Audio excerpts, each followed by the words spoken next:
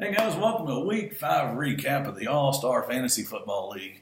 Man, we had a good weekend this past weekend. It's already Thursday now, so sorry it's taken me so long to get this video out to you. I had a lot of things going on this week. It's my second week on the job, and I've been been really busy at work, dealing with the youth and all that, so it's been a lot of fun. So bear with me as I get used to everything, and I'm sorry I've been getting these in late. I really am, but I'll try to keep doing a little bit better of a job here. All right, but I had a fun weekend of football, guys. With the exception on Saturday, I didn't like Saturday too much because, Longhorns lost the Red River Shootout, and I think Charlie Strong might be leaving, but it's okay. We get less miles, all right. Guys, all right, let's get started here. First matchup we're going to talk about is the Hooligans and the Texas Cake Standers. I had Phillip Rivers do a really good job this week. He got the most points he scored all year with 32 points. Ezekiel Elliott, man, oh man, he did good this week. It was so nice to see him run straight up the middle. Oh, it was amazing. I loved it. 33 from T.Y. Hilton. He got, looks like Andrew Luck got to hook up with him a few times. I didn't have much on the bench. I didn't need it too much. 175 points was the second most points scored, but I did win this week. Chris, on the other hand, you had Brian Hoyer had 27, pretty good for Chicago.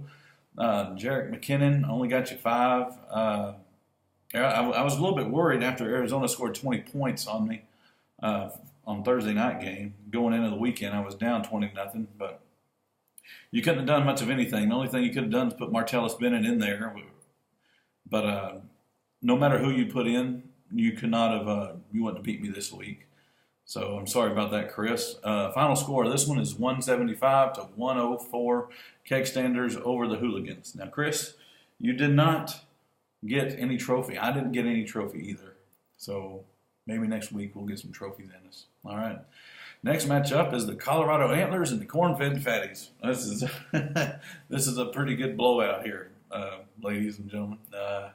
Andrew Luck got 23. David Johnson 30 points for the old Antlers, and Riddick got 25. Benjamin 16, 31 from Sammy Coates. Sammy Coates has been coming. He's been coming a lot on the opposite side of Antonio Brown there in Pittsburgh. It's been nice to see that.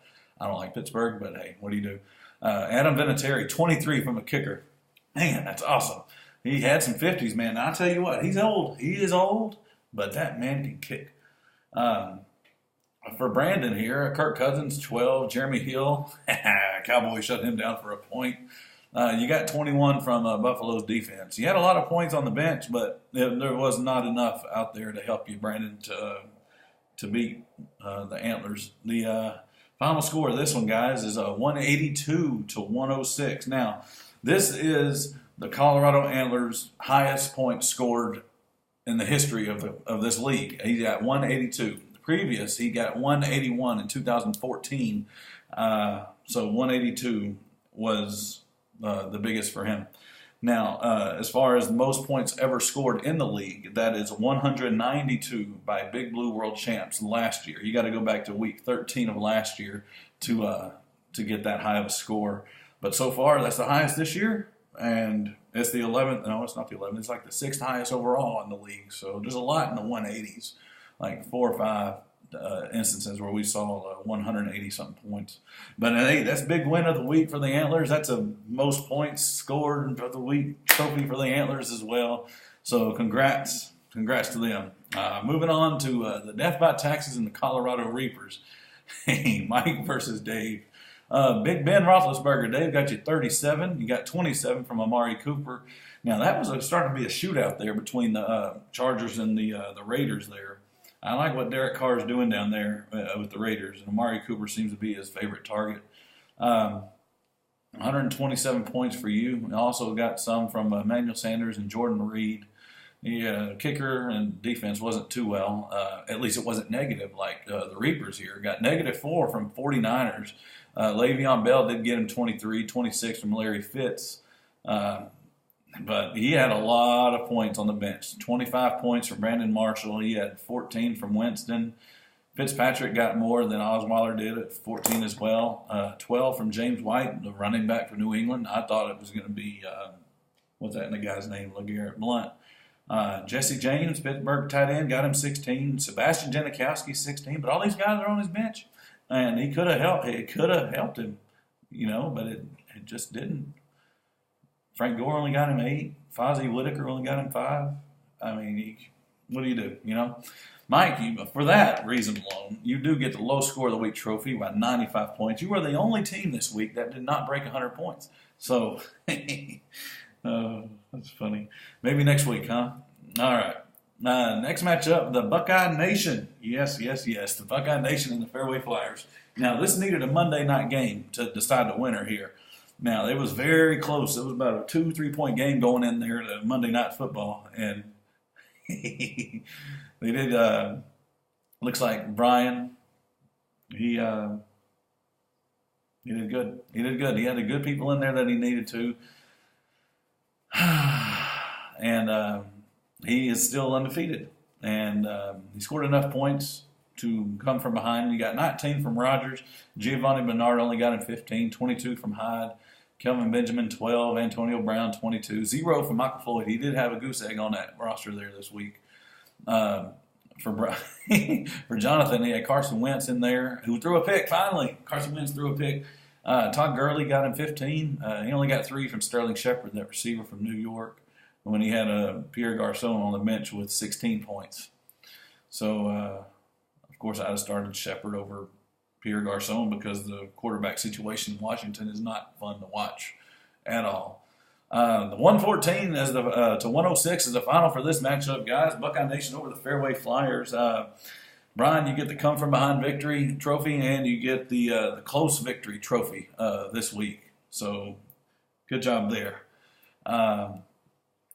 Hopefully next week we can get you a loss. Next matchup we're going to talk about here is the Big Blue World Champs and Taco Corp Eskimos. Now, the Eskimos were coming in here winless. They were hoping for a win.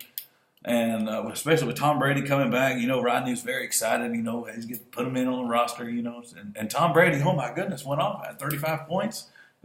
First week back. I mean, he's making up for lost time. Big Blue World Champs had Derek Carr in there, who's been pretty consistent. Jordan Howard. Where's this guy from? Ever since Jeremy Langford got hurt there in Chicago, this guy Howard has come in and done really well. 24 points from him, 16 points from Odell Beckham, 13 from Jordy. Demarius got him 15, and Olsen, 27 for that tight end down there. LeGarrette Blount didn't do as well as the other guy did in New England for Rodney. He only got 9 points from him. Jalen Richard is how that's pronounced, not Richard, it's Richard, running back for Oakland. DeAndre Hopkins, 16 points. Marvin Jones, 13, which is kind of low the last few weeks. Stafford's been throwing to Marvin Jones a lot, actually. Cameron Brate, 4 points from your tight end. You got a goose egg from your defense. Oh, Big Blue did too. The Broncos only got 0. So, final for this matchup is 133 to 108. Big Blue over the Eskimos. Jeremy's still waiting on a loss. Rodney's still waiting on a win. And we are almost 6 weeks in here, guys. It's not quite halfway there, but we're almost. I think after next week, week 7 is the halfway point for the regular season.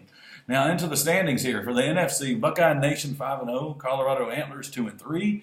We got the Fairway Flyers 2-3, the Reapers and the Fatties both at 1-4. Over here in the AFC, we have Big Blue at 5-0 with Death by Texas 5-0 as well.